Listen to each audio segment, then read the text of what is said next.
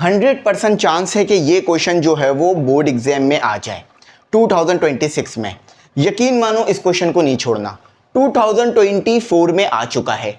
ये वाला पार्ट आ सकता है या ये वाला पार्ट, दोनों पार्ट को जो है वो डिस्कस करते हैं आज की वीडियो में। मैं फिर कह रहा हूं, बहुत इंपॉर्टेंट क्वेश्चन है, नहीं छोड़ना। बहुत आसान क्वेश्चन है, नहीं छोड़ना। चैप्टर हमारा कौन सा है? चैप्टर हमारा 2 है, मैट्रिक्स एंड डिटर्मिनेशन वाला चैप्टर है। मैं बहुत अच्छी तरह से समझाता हूं ताकि वो बच्चा जिसकी 100% तैयारी है इसका कॉन्सेप्ट क्लियर कर ले, वो बच्चा जिसकी 0 तैयारी है वो ये सवाल पेपर में कर 5 में से 5 नंबर ले ले। मैं फिर कह रहा हूं, क्वेश्चन को नहीं छोड़ना। अच्छा, एक और बात भाई, ग्रुप में ऐड हो जाओ, ग्रुप क्लोज होने वाले हैं, ठीक है। 3000 रुपये फीस है पूरे साल के लिए, ठीक है। ग्रुप में ऐड हो जाओ ताकि गैस पेपर का सॉल्व, मटेरियल, लेक्चर्स और इस तरह के मोस्ट इंपॉर्टेंट क्वेश्चन मिल जाएं। सही है। चलो, मैं ग्रुप में ऐड होने का बार बार इसलिए कहता हूं क्योंकि ये जो ग्रुप है इसी की वजह से ये सिस्टम चलता है, ठीक है। चलो आओ शुरू करते हैं। सबसे पहले क्वेश्चन पढ़ते हैं। रिलैक्स हो जाओ, परेशान नहीं होना, एक एक बात आपको समझ में आएगी। एक भी माइनस का साइन ऐसा नहीं होगा जो आपको समझ ना आए। सबसे पहले क्वेश्चन समझो, सॉल्व। जब भी सॉल्व कह दें इसका मतलब क्या है? एक्स की वैल्यू फाइंड करो। मगर यहां पर हमारे पास एक्स भी है, वाई भी है, जेड भी है। इसका मतलब क्या है? वाई की वैल्यू भी फाइंड करनी है, जेड की वैल्यू भी फाइंड करनी है। जब भी सॉल्व कह दें फौरन अपना दिमाग इस तरफ ले जाओ, वैल्यू फाइंड करनी है। अगर सिर्फ एक्स होता तो एक्स की करनी थी, मगर यहाँ वाई और जेड भी है तो तीनों की करनी है। अभी कैसे करते हैं मैं बताता हूं। अच्छा, नॉन होमोजीनियस। अब नॉन होमोजीनियस क्या होता है ये समझो। ये आपके सामने एक इक्वेशन है, x plus y plus z. सही है। ये थोड़ा बहुत 2 टाइप लग रहा है। अगर ये इक्वल टू 0 है, समझना बात को, x plus y plus z equal to 0, इसका मतलब क्या है? होमोजीनियस है, ठीक है। बात समझ गए? अगर ये x plus y plus z equal to 0 है, यानी कोई इक्वेशन है इक्वल टू 0 दिया हुआ है, उसके लेफ्ट साइड पर 0 मौजूद है। या अगर आपको राइट नजर आ रहा है तो राइट साइड पे, अगर उसके राइट साइड पे 0 मौजूद है, या लेफ्ट नजर आ रहा है तो 0, ठीक है, क्योंकि लेफ्ट और राइट का मसला आ जाता है कैमरे में। तो अगर उसके यहां पर 0 मौजूद है तो इक्वेशन कौन सी है? होमोजीनियस है। इसका मतलब है कि ये चीज सॉल्व करोगे ना, इन तीनों की वैल्यू पुट करोगे तो 0 के बराबर आंसर आ जाएगा, ठीक है। जैसे कि फॉर एग्जांपल x आपके पास है 3, y आपके पास है -3 और z आपके पास है 0, तो यहां पे सॉल्व करोगे 0 आंसर आ जाएगा। इसका मतलब है इक्वेशन होमोजीनियस है। तो नॉन होमोजीनियस क्या होगी? x plus y plus z equal to 3, तो ये हो गई नॉन होमोजीनियस। समझ गए बात? जिंदगी भर याद रखोगे, जिंदगी भर याद रखनी है। अगर इक्वल टू के इस तरफ 0 मौजूद है, इसका मतलब है इक्वेशन होमोजीनियस है। अगर x plus y plus z equal to 3 है, देखो ऐसा नहीं है सिर्फ 3 हो, कुछ भी हो सकता है। फॉर एग्जाम्पल यहां पर हो जाए e की पावर x, कुछ भी आ सकता है। अब आप बोलोगे सर इसको यहां पर ले जाओ, ये नहीं करना, इनको सॉल्व करके 0 आना चाहिए। ये अलग चीज है, ये तीनों अलग चीज है, ठीक है। तो अगर इस तरह से है 0 नहीं है तो इसका मतलब है नॉन होमोजीनियस है। और अगर x plus y plus z को इस तरफ कर दो और उस तरफ कुछ बच जाए, चाहे e की पावर x बच जाए, ठीक है। देखो x plus y plus z को इक्वल टू के एक तरफ ले जाओ, 3 दिए हुए ना, तीनों को एक तरफ ले जाओ, एक को एक तरफ रहने दो। अगर यहां पे 0 बच गया इसका मतलब है होमोजीनियस है, और नहीं बच रहा जीरो नहीं बच रहा तो नॉन होमोजीनियस है। यहां पर देखो, देखो ये वाली तो होमोजीनियस हो गई, मगर ये वाली नॉन होमोजीनियस है। क्यों? क्योंकि यहाँ पे 5 आ रहा है और यहाँ पर -2 आ रहा है, तो ये दोनों इक्वेशन कौन सी हो गई? Non homogeneous. तो आपने इन ही नॉन होमोजीनियस इक्वेशन को सॉल्व करना है, एक्स वाई जेड की वैल्यू निकालनी है। सही। System of linear equation. Linear equation क्या होती है याद रखना। लीनियर इक्वेशन 2 चीजें आपको बताएगी मेन, यानी लीनियर इक्वेशन का जब भी वर्ड आएगा ना, मुझे 2 चीजें पता चल जाएंगी। एक ये चीज पता चल जाएगी कि x के ऊपर, y के ऊपर, z के ऊपर जो पावर है वो 1 होगी, इसके अलावा कुछ नहीं होगा, ठीक है। और दूसरा ये पता चल जाएगा कि स्ट्रेट लाइन बनेगी। देखो x की वैल्यू, y की वैल्यू, z की वैल्यू पुट करूंगा ना, स्ट्रेट लाइन बनकर आएगी, ठीक है। इक्वेशन जो है वो किसी लाइन के बारे में बताती है। जैसे देखो आपके घर का एड्रेस क्या बताता है? आपके घर के बारे में। इसी तरह से इक्वेशन लाइन के बारे में बताती है। तो अगर लीनियर लिखा हुआ है, लीनियर का वर्ड लिखा हुआ है, तो इसका मतलब है एक्स वाई जेड की पावर 1 होगी। यहाँ पे देखो, x की पावर 1, y की पावर 1, z की पावर 1, x की पावर 1, y की पावर 1, और यहाँ भी 1 1 है, ठीक है। और इससे स्ट्रेट लाइन बनेगी। चलो समझ आ गया, कॉन्सेप्ट क्लियर हो गया। अब आ जाओ सॉल्व कराते हैं। अक्सर मुझे स्टूडेंट कहते थे सर आप रटवा देते हैं, तो वो बिल्कुल सही बात थी।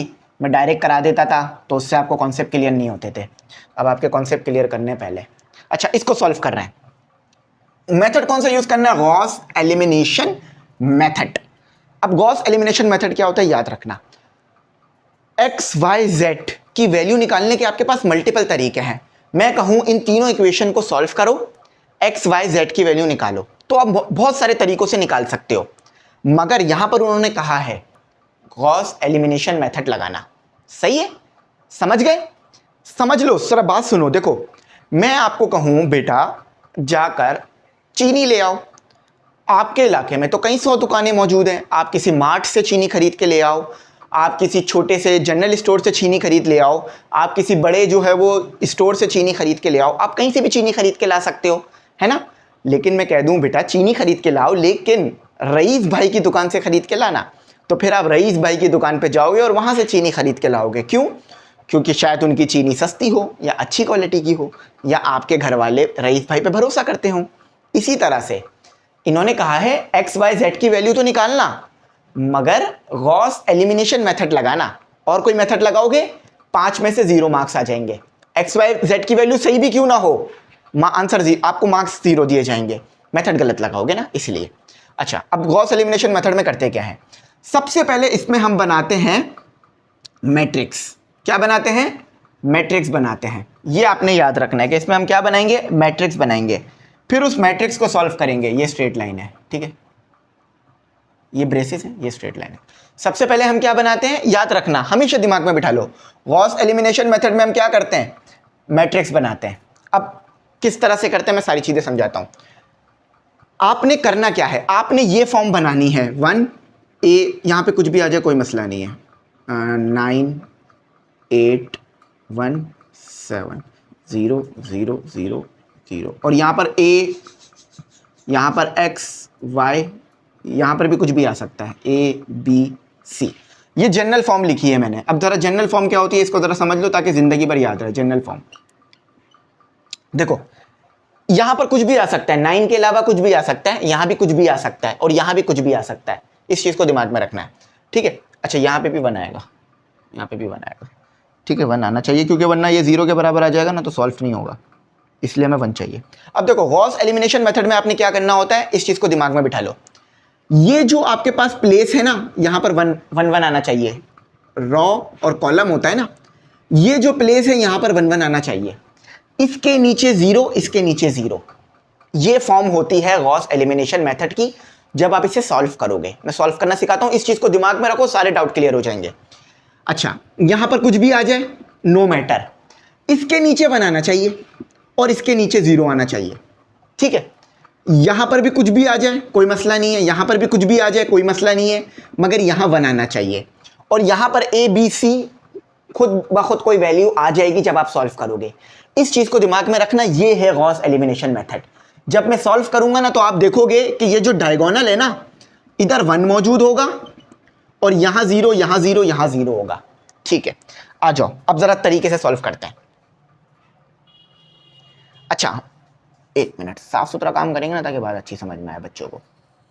अब देखो ये पहली इक्वेशन है, इक्वेशन नंबर 1, ये दूसरी इक्वेशन है, इक्वेशन नंबर 2, ये तीसरी इक्वेशन है, इक्वेशन नंबर 3। अच्छा यहां पर क्या आएगा, यहां पर वो चीजें आएंगी, ए बी सी की जगह पर वो चीजें आएंगी जो इक्वल टू के इस तरफ दी हुई हैं, समझे? मैं करके दिखाता हूं। देखो पहली इक्वेशन लिख दो। पहली इक्वेशन क्या दी हुई है, -1, यहां पर पहली इक्वेशन आ जाएगी, यहां पर दूसरी इक्वेशन आ जाएगी और यहां पर तीसरी इक्वेशन आ जाएगी। देखो -1 दिया हुआ है, ठीक है, -1 आ गया। y क्या दिया हुआ है, 1। आपने सिर्फ कोएफिशिएंट लिखना है, ये होते हैं कोएफिशिएंट, ठीक है, ये कोएफिशिएंट होते हैं। आपने x नहीं लिखना, x के साथ जो कोएफिशिएंट है सिर्फ वो लिखना है। ये इक्वेशन को सॉल्व करने का एक तरीका है। आप इन दोनों इक्वेशन को सॉल्व कर कर वैल्यूज निकाल सकते हो। अच्छा, एक चीज़ और याद रखना, ये हमारे सर हमें बताते थे कि जब भी तीन इक्वेशन तीन अननोन पता करने हैं ना, तीन इक्वेशन दी हुई होगी, ठीक है। दो अननोन पता करने होंगे, दो इक्वेशनें दी हुई होंगी। सुनो जरा, मैं बोलूं x plus y equal to 1, x minus y equal to 0, ठीक है। अब मैं x और y की वैल्यू निकालना चाहता हूं, तो मुझे दो इक्वेशन मिलेंगी। क्यों दो इक्वेशन मिलेंगी? क्योंकि मुझे दो चीजें पता करनी है, x और y। तो तीन चीजें पता करनी है तो तीन इक्वेशन होंगी। क्लियर हो गई बात? इधर क्या आ गया -1, इधर आ गया 1। अच्छा, अब क्या लिखोगे आप? कोएफिशिएंट लिखना है आपने, सिर्फ कोएफिशिएंट। तो z के साथ क्या मौजूद है? 1, तो ये लो एक और 1 आ गया, ठीक है। अब आप लगाओगे ये लाइन, जैसे मैंने ये लाइन लगाई, इक्वल टू के दूसरी तरफ जो मौजूद है वो यहां पे लिख दोगे। समझ गए? पूरी इक्वेशन को लिखने का तरीका आ गया। अब दूसरी इक्वेशन देखो कैसे लिखेंगे। x की क्या वैल्यू है? 1, y की क्या वैल्यू है? 2, z की वैल्यू बताओ। जब कोई चीज नहीं है इसका मतलब क्या है? 0 है ना, 0 है। अगर यहां z नहीं है तो इसका मतलब क्या होगा? z की वैल्यू 0 होगी। और किसके बराबर है? 5 के। -3, 2 और -1 और -2। समझ में आ गया कैसे किया मैंने?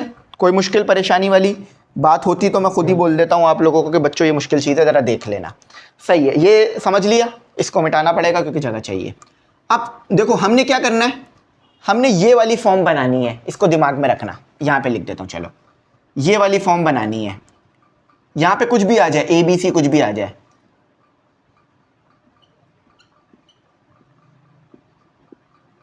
देखो यहां कुछ भी आ जाए, हमें ये वाली फॉर्म बनानी है कि ये डायगोनल में आने चाहिए 1, डायगोनल में आने चाहिए 1 और उसके नीचे आने चाहिए 0। चलो इसको जो है वो इस फॉर्म में बनाते हैं। अब हम क्या अप्लाई करेंगे? अब हम अप्लाई करेंगे रॉ ऑपरेशन। अब रॉ ऑपरेशन क्या होता है, जरा मेरी बात सुनो। रॉ ऑपरेशन ये होता है कि आप आपस में रॉस को सॉल्व करो। मल्टीप्लाई करना चाहो मल्टीप्लाई करो, प्लस करना चाहो प्लस करो, एडिशन करना चाहो एडिशन करो, जो करना चाहे करो। रॉस को आपस में सॉल्व करो और इस तरह की फॉर्म बनाओ। ये गॉस एलिमिनेशन मेथड में इस तरह की फॉर्म बनानी है। अब देखो हमें यहाँ क्या चाहिए? 1। यहाँ पे तो -1 है, तो हम क्या लिखेंगे? हम लिखेंगे मल्टीप्लाई। चाहे तो पूरी वर्डिंग लिख लो, वर्डिंग लिख देते हैं ताकि अच्छी तरह समझ में आए। मल्टीप्लाई -1 किसके साथ? रॉ 1 के साथ। देखो ये रॉ 1 है, ये रॉ 2 है, ये रॉ 3 है। कॉलम में कुछ नहीं करना, कॉलम के अंदर छेड़खानी नहीं करनी, सिर्फ रॉ में छेड़खानी करनी है। तो मैं जब इस पूरे के साथ -1 मल्टीप्लाई कराऊंगा तो क्या फॉर्म निकल कर आएगी आपके पास? 1 -1। देखो इसके साथ -1 मल्टीप्लाई हुआ तो माइनस माइनस प्लस, -1 और -1, ठीक है। 0 के साथ कुछ भी मल्टीप्लाई कर लो 0 ही रहेगा, ठीक है बच्चों। अच्छा, अब बाकी सबको एज इट इज लिख दो, 1 2 0, क्योंकि देखो सिर्फ -1 आपने रॉ 1 के साथ मल्टीप्लाई कराया था ना, तो इसलिए सिर्फ उसमें तब्दीली आएगी, बाकी सारी चीज़ें एज इट इज लिख देंगे। 5 -3 2 -1 और -2। चलो, परेशानी, टेंशन, नाराज़गी कोई ऐसी बात नहीं है, ठीक है। अब देखो यहाँ 0 चाहिए, क्या चाहिए? 0। यहाँ तो 1 है, तो क्या करूँगा मैं? रॉ 2 को माइनस कर दूंगा रॉ 1 के साथ, ठीक है। तो यहाँ क्या हो जाएगा? 0 आ जाएगा।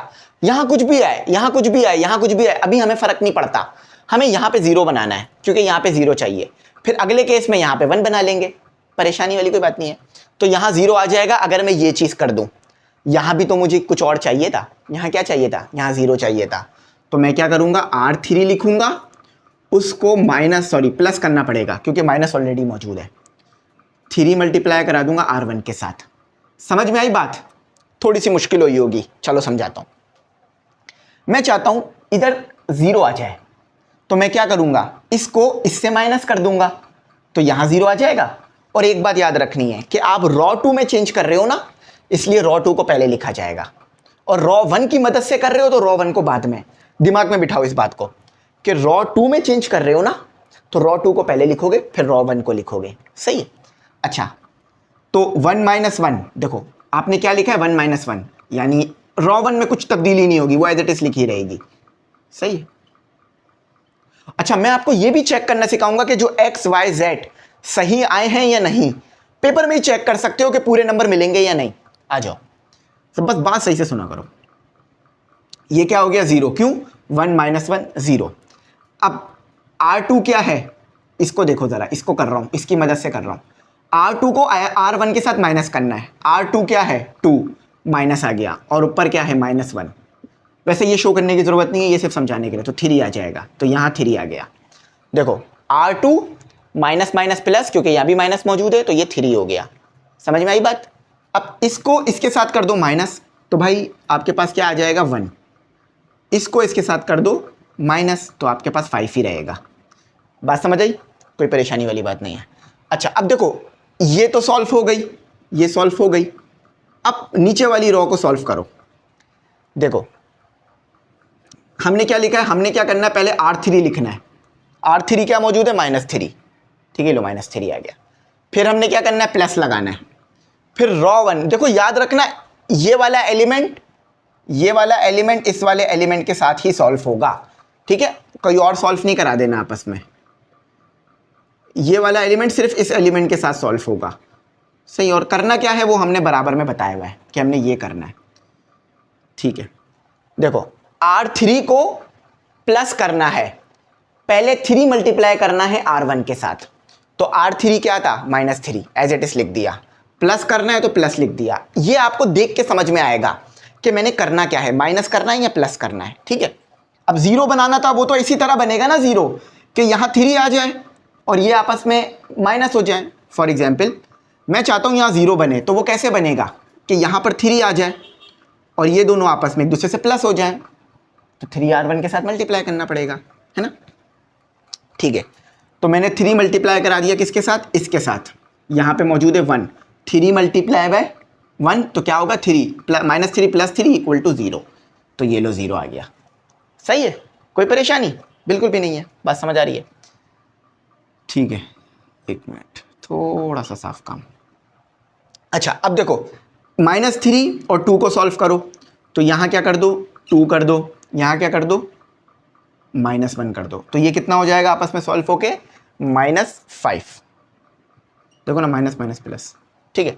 अच्छा, अब इसी तरह से यहाँ क्या मौजूद है, अरे नहीं, एक गलती हो रही है, एक गलती हो रही है, उसकी वजह ये कि वो माइनस नहीं था, यहाँ 2 है, ठीक है, तो 2 और ये -1 हो जाएगा।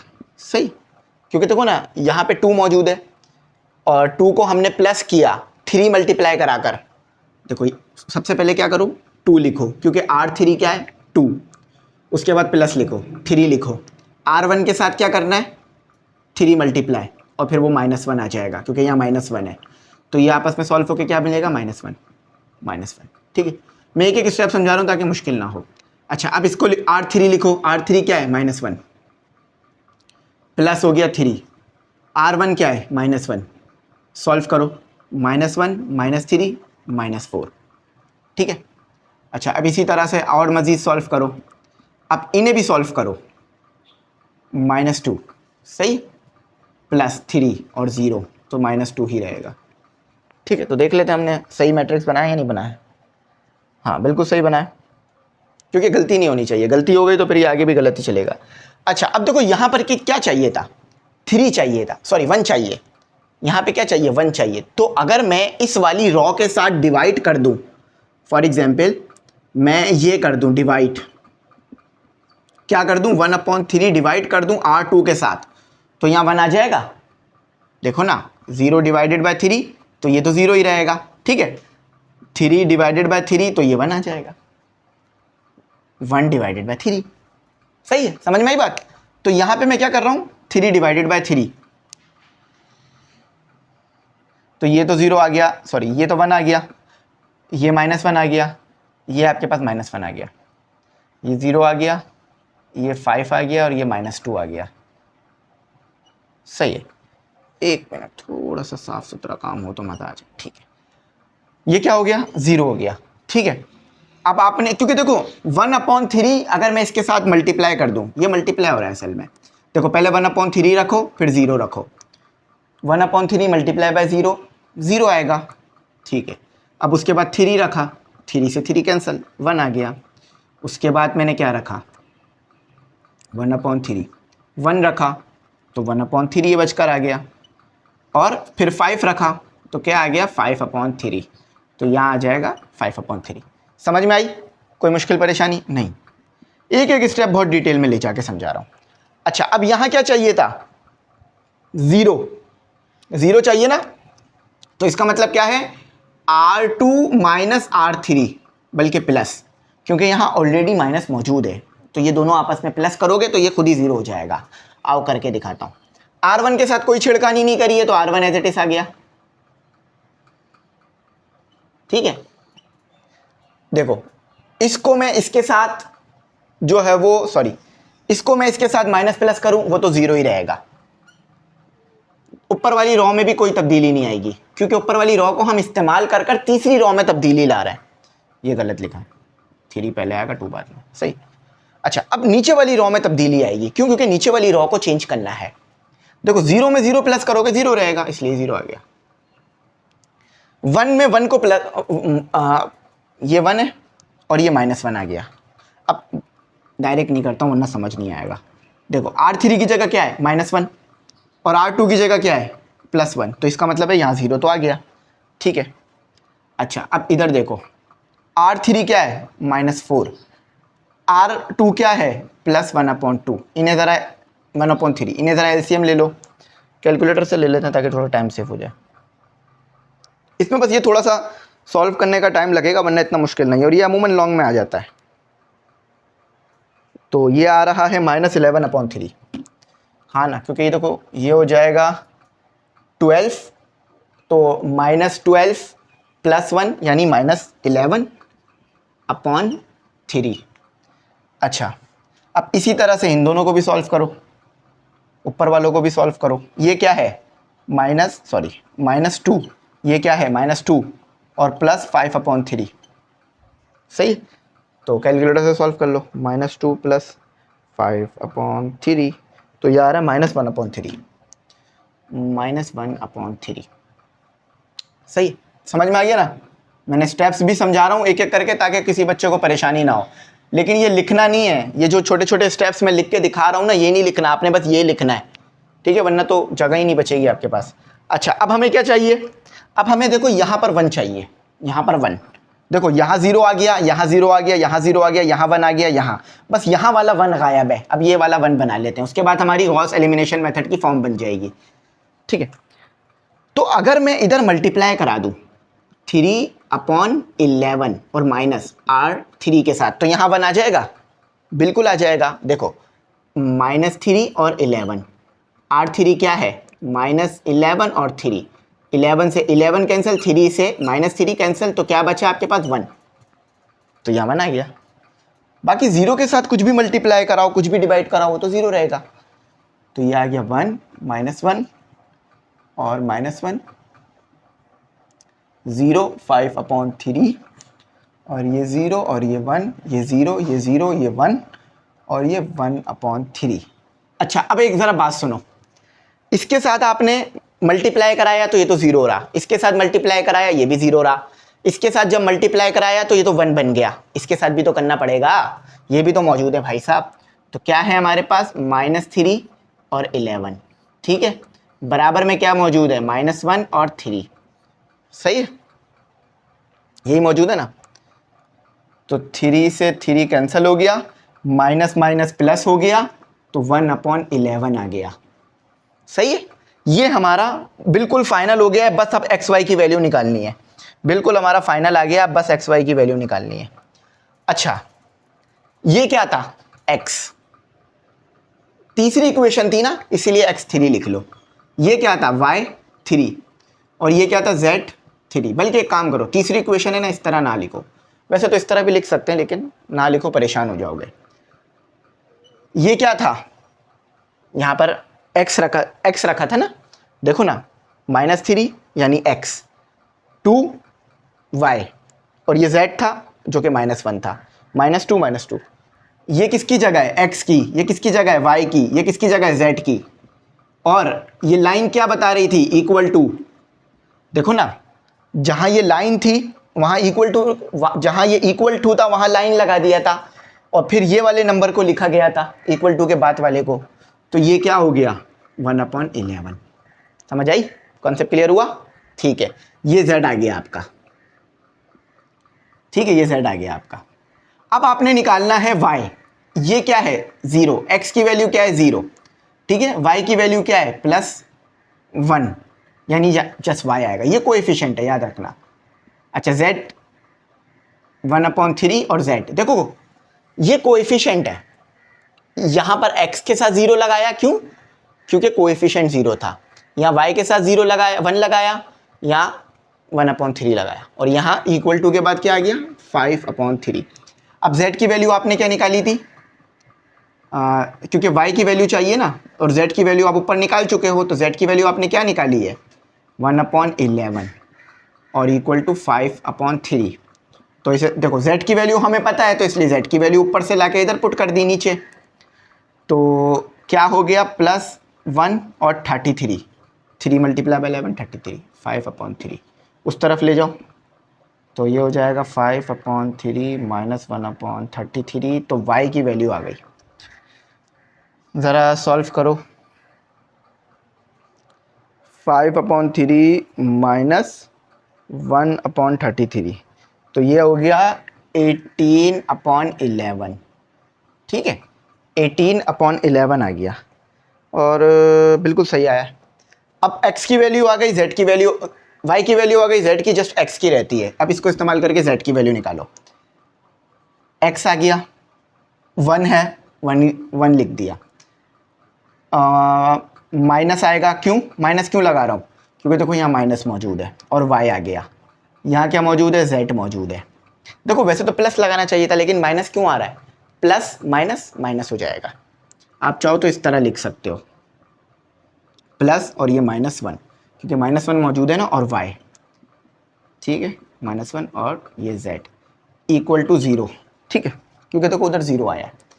अच्छा, अब -x, y की वैल्यू क्या निकाली 18/11, ठीक है, माइनस और z की वैल्यू क्या निकाली, सॉरी 1 सही है, 18/11 सही है, y की वैल्यू 18/11 है ना, z की वैल्यू क्या निकाली 1/11 इक्वल टू 0। आप इन्हें आपस में सॉल्व कर लो,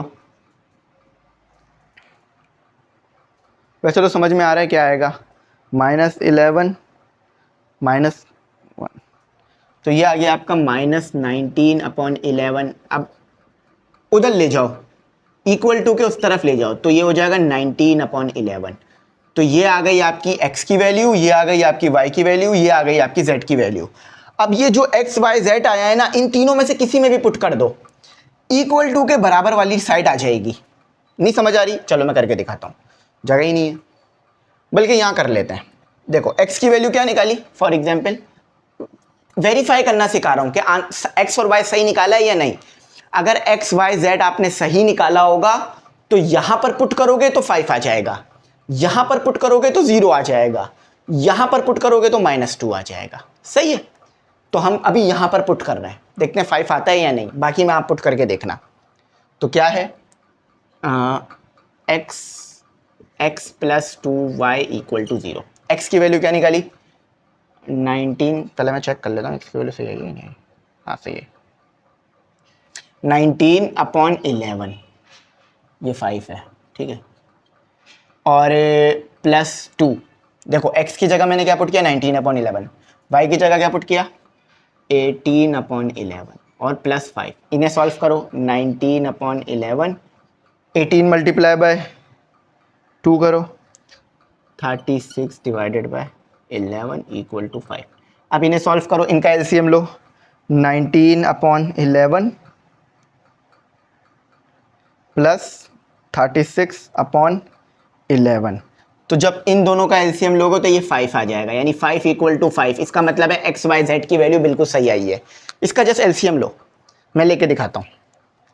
देखो 19 + 36 कितना होता है 55, 55 divided by 5, sorry 55 divided by 11, तो ये 11 के टेबल में कितने पर आता है 1 पर, और ये कितने पर आता है 5 पर, यानी 5 आ रहा है ना।